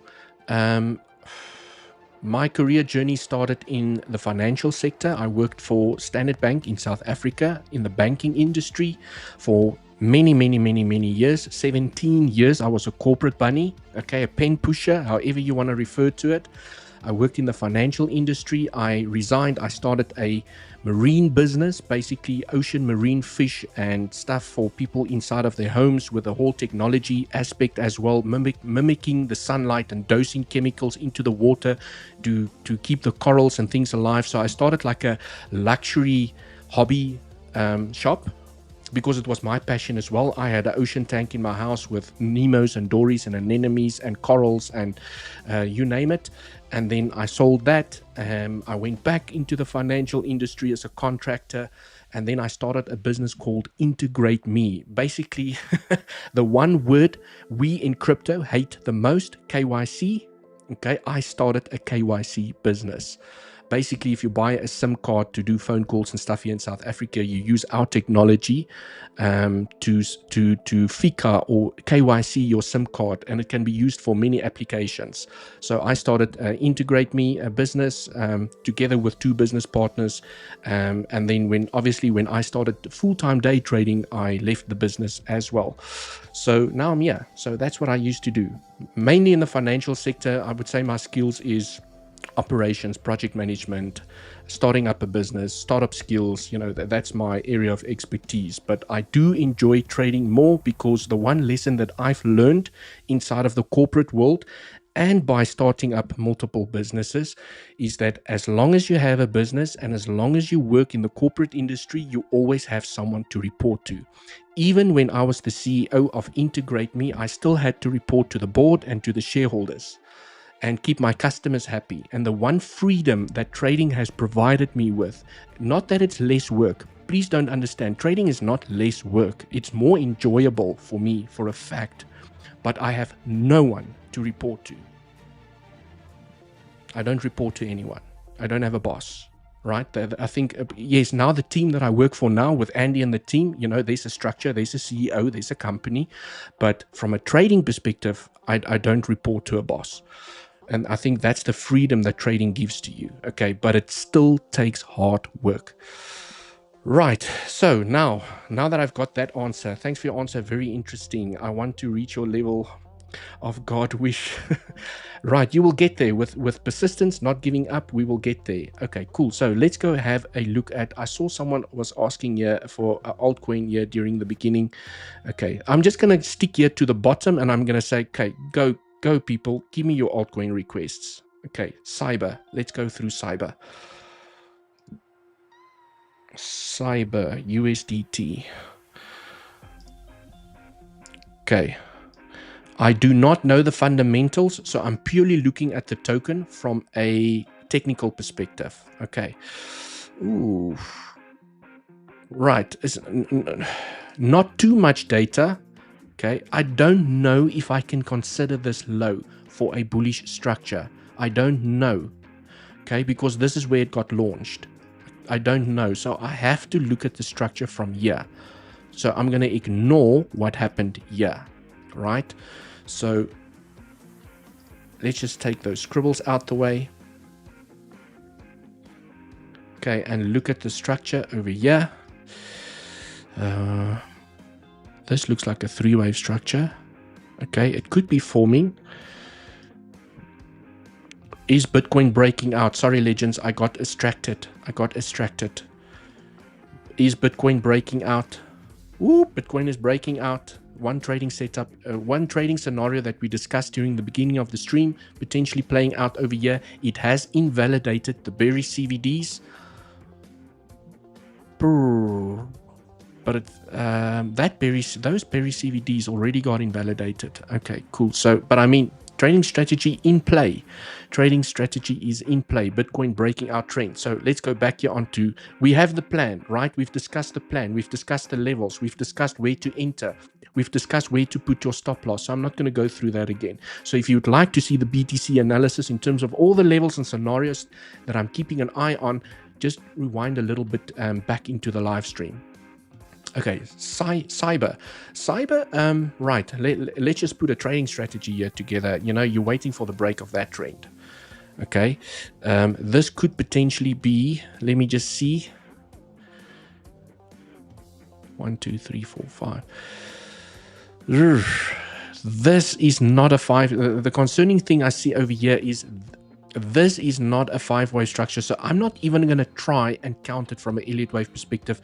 It's actually going to take too long. It took me 2-3 hours to do proper technical analysis on Rune the other day, which I presented to everyone. So for me to go and try and count the waves in here, which looks like a 3-wave structure, and now I'm thinking maybe it's it's a contracting diagonal, 1, 2, 3, 4, 5, but then the rule is all the waves has to be 3-wave structures, and now I'm counting a 1, 2, 3, 4, 5, which is invalidates the structure. So I don't want to really go through the Elliott wave scenarios. From a simplicity perspective, okay, you take your FIB from the low to the high, you are finding support at a bullish target, which is the 0.786. And if you are too scared to buy over here, you wait for the break of the trend. If you are planning to open up a spot position or you want to just add it to your spot bags, you can be very, very patient. You wait for the break of the trend and you wait for high time frame candles to close outside of the trend. Preferably daily candles, 12-hour candles and 8-hour candles. Okay. Once you see that, then you enter with your stop below the low.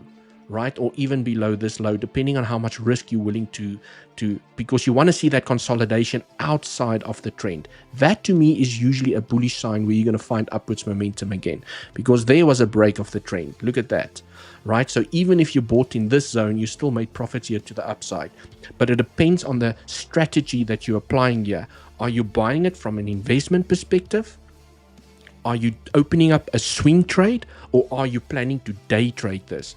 It's 3 completely different things. So the analysis that I do over here really, you know, or let me reverse it. The type of analysis really depends on what you want to do with the token. So if you want to open up a swing trade, I would wait for this. You wait for the candles to close outside. That's where I am patient. I don't mind a stop loss that's a little bit further away, and that's something that's going to claim the high as long as the risk to reward makes sense. So you play the breakout and guess what? You take profits by the high. That is a swing trade. From an investment perspective, you need to go and do research on the fundamentals. But it does look good. It looks like the momentum is up. So if I had to take this pivot over here, the momentum is up and the trend is your friend until the very end. Right, so 𝗖𝗿𝘆𝗽 looks good. Okay, it is at a maximum target from this structure here to the upside. Okay, it actually needs to be from that low. So from a structural perspective, it looks great. Okay, it's still grinding to the upside. This structure here does look like a 5-wave structure. 1, 2, 3, 4, 5, or even 3, 4, 5. It does look like a 5-wave structure here to the upside. The impulse, and this is also something that I look for. Okay, so although I'm spending a little bit of time doing the analysis here, I'm sure you can learn what I'm doing here and apply it to your own altcoin if I don't get time to go through it. The impulse to the upside had the most amount of volume, which tells me that this is impulsive, and then you finish the corrective structure on lower volume, which tells me you don't really want to take this low because the impulses can continue and you're potentially building a 1, 2, 3 wave here to the upside, or it's a 1, 2, 1, 2, and it's going to continue here to the upside. Okay, but this structure does not look 5 wavy to me. That's why I would rather just look at price from here. this could be a 1-2 and it's going to break. So you have your trend, set your alarm, wait for the breakout, and that is what I see on Cyber. Right, let's go. BTC about to take the highs. Is BTC just pumping over here? Ooh, it's going to take the highs. It is going to take the highs. Right. What is ETH doing? ETH is reacting to it as well. Cyber is slightly reacting to it. Solana, I mean, without doing detailed technical analysis on Solana, what you want to see in a high level, because I did see someone ask for Solana, you don't want to see price get acceptance back inside the cup or the handle. Okay, so it can chop here, it can chop, but it must stay above, right? Because if this simple pattern is going to play out over here without diving into technical analysis and on Elliott wave theory and what I see in the waves, from a simplicity perspective, okay, you want Solana to stay above the handle. Okay, it should not get acceptance back below, because then it's going to invalidate the cup and handle scenario. And the measured move is $382, and I think that's a realistic target. For now, it has broken out. Most of the green volume is in the pump. Okay, and the corrective structure here to the downside has decreased volume, which tells me it has a chance, even if it consolidates here, it has a chance to go to higher levels. Let me do that. Right, there's also a nice little trend that you can wait for the breakout. Okay, I would just use that trend, set your alarm, and go and wait for the breakout. If you're unsure and you want a more confirmed entry, you don't care what happens over here. You wait for Solana to break out, have some high time frame candle closes above, and what's going to be bullish is if it takes that high. If Solana takes that high and it starts changing market structure, it's going to come back for a higher low, and it's going to continue momentum to the upside. So just keeping the technical analysis very simple over here. Okay. Right. What else? Rune. I have gone, Mr. Godfather, I've gone through Rune in a lot of detail. So you just need to rewind the live stream a little bit.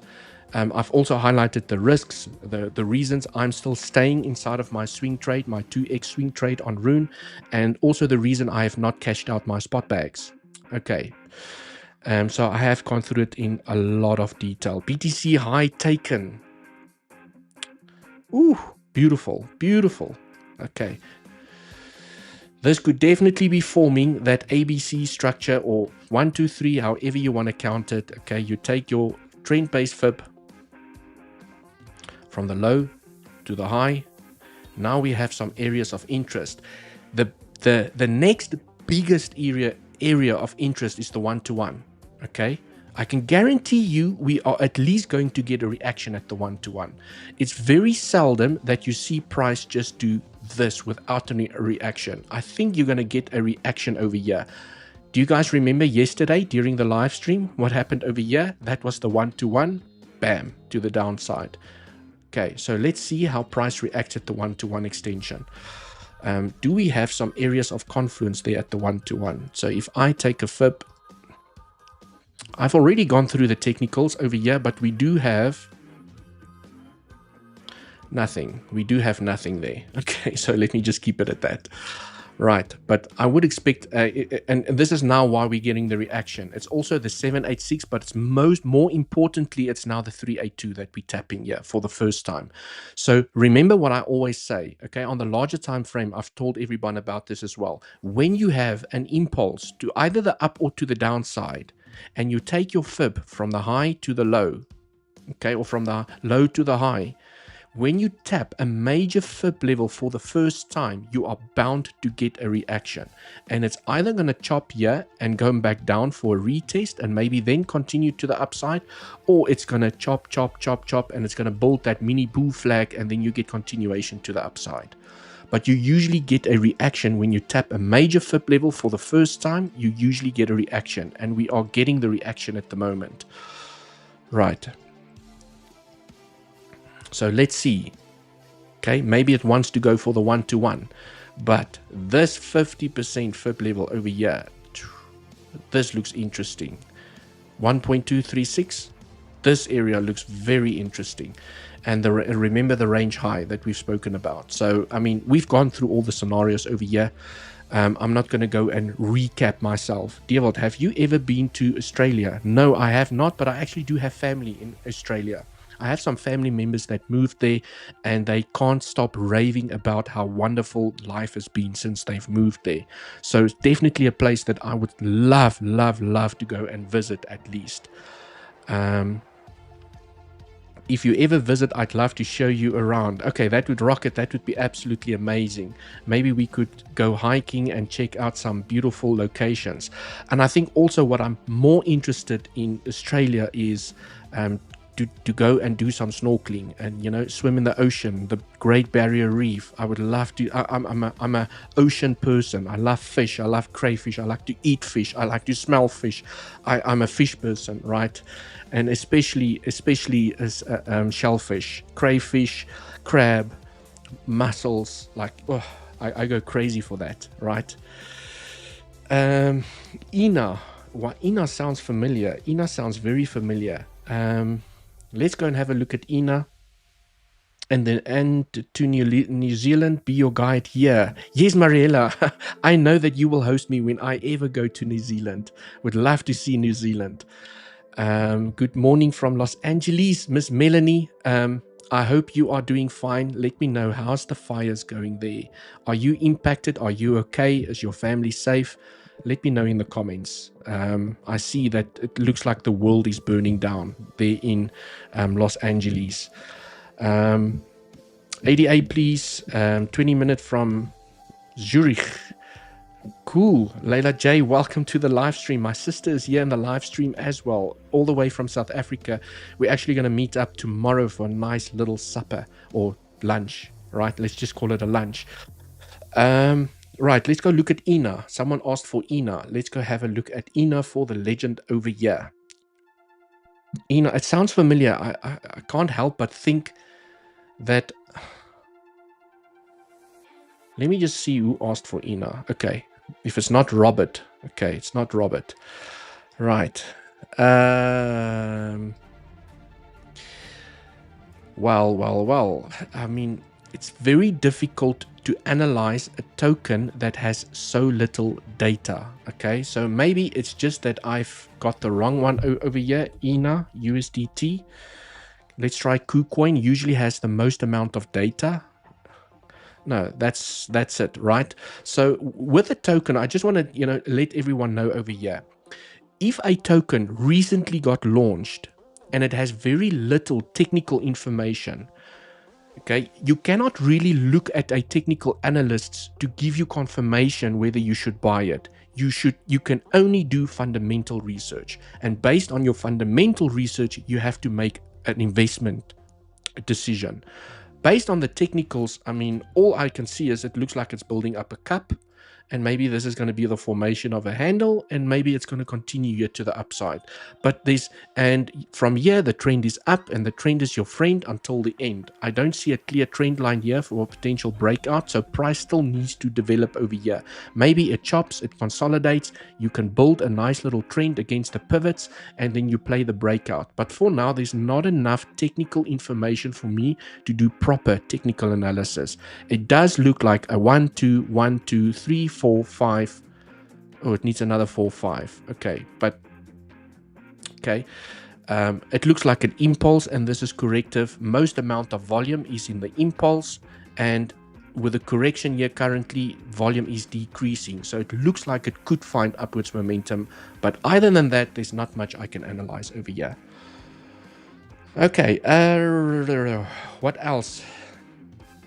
Hi, Dewald, please check Theta for us. Why not? Why not? An old legend altcoin. Who remembers Theta? Oh, I actually have Theta in my spot bag.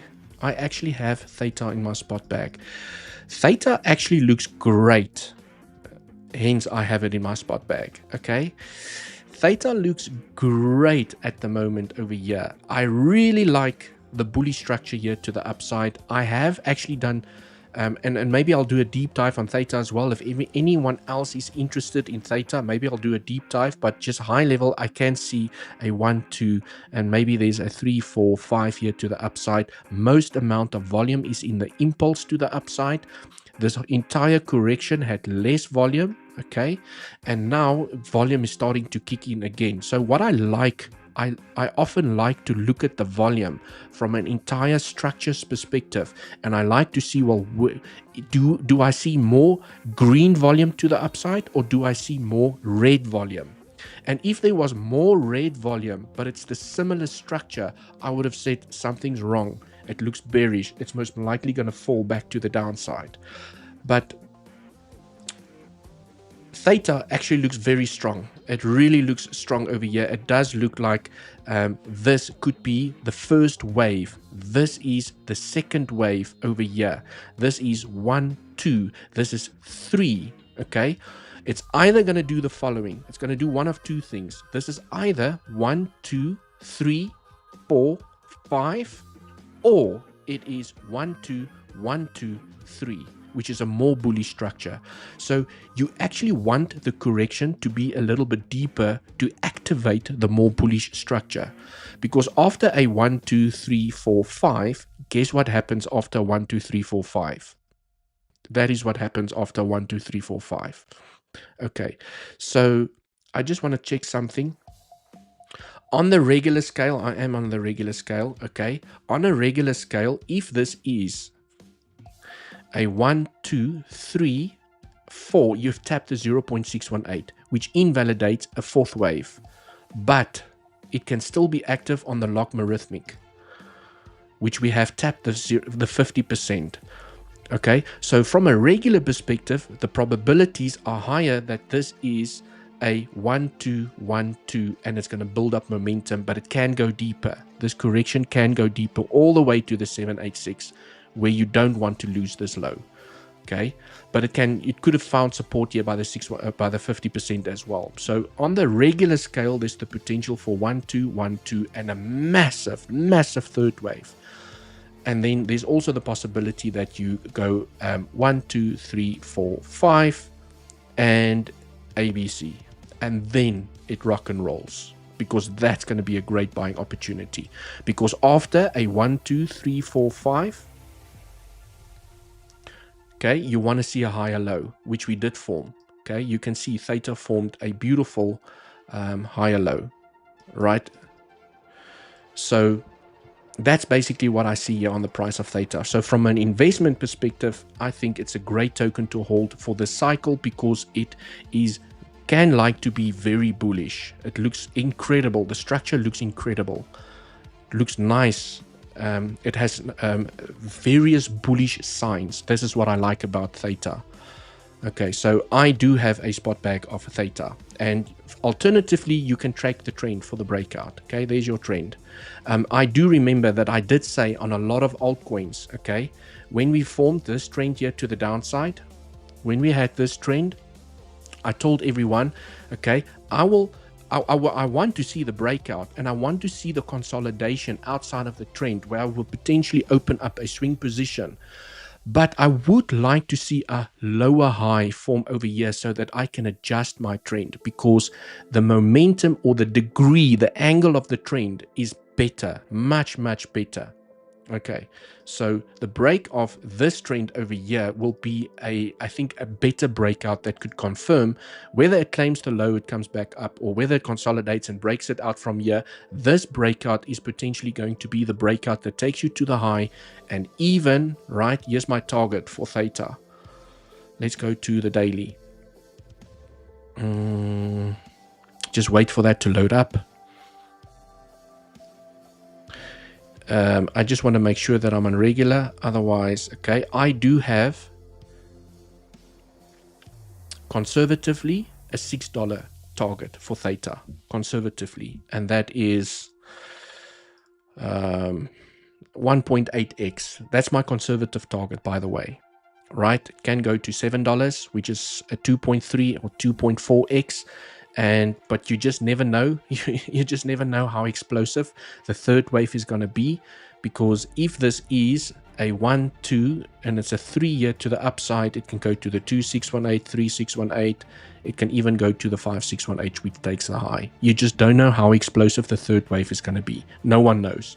All we know is they love 618 targets. Okay, 𝗬𝗬 is here. 𝗬𝗬 surpassed the 5.618. XRP smashed the 5.618 when they had their third waves to the upside. But the minimum target, the conservative target I'm expecting is $6. So, right, that's some technical analysis there on Mr. Theta. Godfather, KDA, PRQ, Crow. Which one do you want? I can't do all of 3 of them. Godfather, give me one and I'll do it for you. I can't do all 3 of them. Otherwise, I'm going to pick. Mr. Godfather, give me one and I'll do it. But please don't give me 3, right? Because I am running out of time and I would like to do one for you. Okay, KDA. I will do KDA for you, Mr. Godfather. I will do KDA. KDA USDT. Let's do it.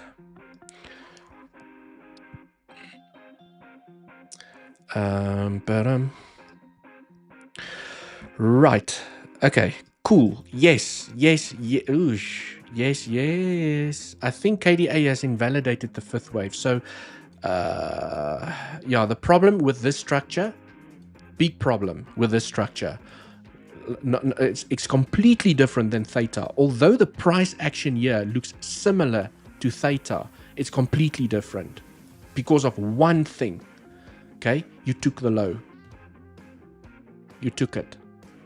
So I cannot use this structure to determine where this structure can go. This is a brand new structure.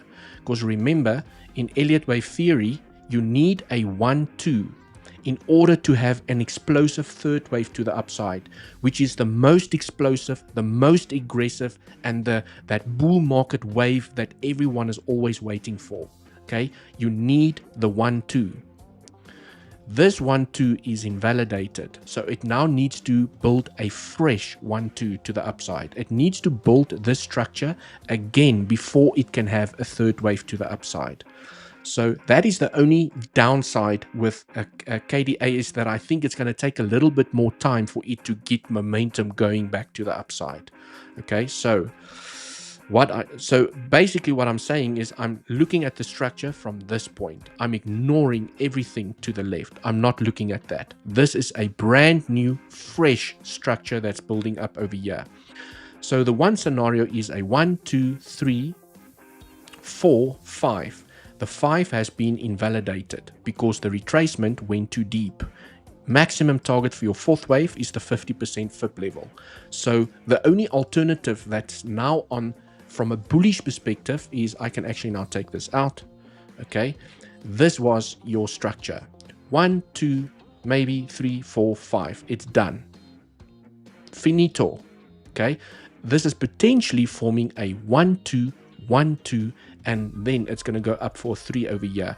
I would expect the correction to last a little bit longer. Okay, so what I just want to look at is if I go onto the 12-hour KDA, before I just say the correction needs to be longer, you take it from the start of the impulse to the end of the impulse. Ooh, actually looks good. It actually looks really good, okay? Because from the start of the impulse to the end of the impulse, okay, and the entire correction is now at the 1-to-1 extension. So actually it doesn't look that bad. Doesn't look like it needs more time. You now have a perfect balance between the impulse and the correction. It took the exact same amount of time. This is what the 1-to-1 extension means, because I see there's still a lot of people that get confused when I say 1-to-1 extension. Okay, 1-to-1 extension means that if the impulse took a month, the correction took a month. So in time, it balances. Ideally, what you would like to see is a perfect balance at the 1-to-1. It can go to the 3, because if I look at, let's just see if it does give us a nice example. If I take a time frame from this start to the end, okay, look at where this low was made. Just after the 1-to-1. Okay, perfect. 1, 1-to-1, just after the 1-to-1. So it looks like the recipe here for KDA is that it likes the 1-to-1 extensions. 1-to-1, 1-to-1, okay, 1-to-1. And now it is at just after the 1-to-1. So it looks like KDA is in a zone where it can make a move back to the upside. Obviously, Bitcoin needs to play ball, right? Let me just take all of the scribble out here and just see if I can make some sense from the structure. So, oh, there's your trend. There is your trend. I would ignore that one. Stuff that one. That one already broke out. Okay. So from a simplicity perspective, what you would want to see is, if you do not care what happens over here, whether it goes down, whether it goes up, whether it goes backwards, you don't care what price does over here. You wait for the break of the trend and you wait for some high time frame candles, 12-hour, 8-hour daily candles to close above. That is from a swing trade perspective where I would get in. As always, this is not financial advice. KDA can be traded on weeks and bluffing, links down in the description. And for those of you that did join the live stream a little bit late, I want to highlight on weeks, the offer got very juicy. Not only do you only need an email and a password to sign up, not only do you qualify for up to 20k sign up bonus, not only do you get 50% discount on your trading fees, you also get 10% money back on the money that you deposit in your features account. If you deposit $10,000 into your features account, you will get $1,000 back. Right, Weeks is an absolute monster here at the moment. The team spoke to me yesterday and today, and they said, Dewald, here's a special offer for you community.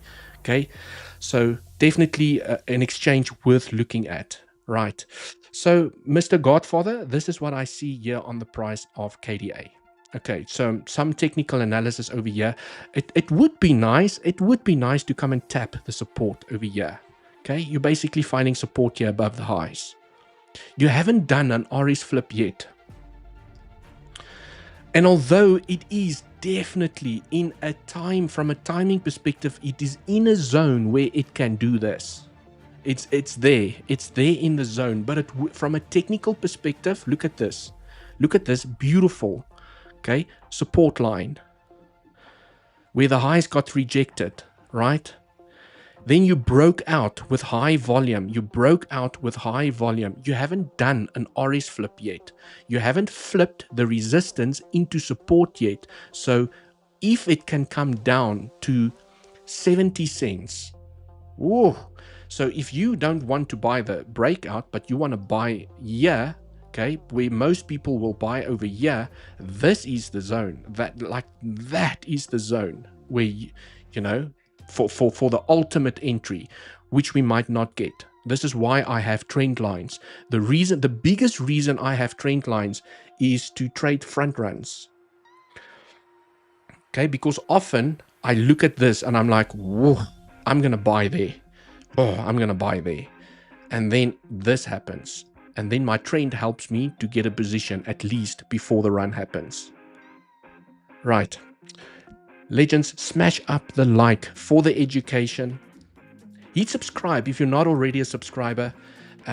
So, you know, you can learn technical analysis, and where I share the alpha on a daily time frame. I know that there's still a lot. Thanks for taking a look at KDA. Pleasure, Godfather. Great TA. Thank you so much. Mariela, Legends, mods, thank you so much for joining the live stream. I've unfortunately run out of time. It is Friday. Go and take some time off. Please don't trade tomorrow. I'm asking you, don't trade tomorrow. You're going to see that Saturday is going to be a boring trading day. You're going to sit in front of the chart the whole day, and you're going to think to yourself when you get in bed tomorrow night, crap, I should have listened to Dewald. The price did nothing. Okay, take a break. Go spend some time with loved ones and reset your brain. Enjoy the weekend, and Legends, until the next one. Cheers for now.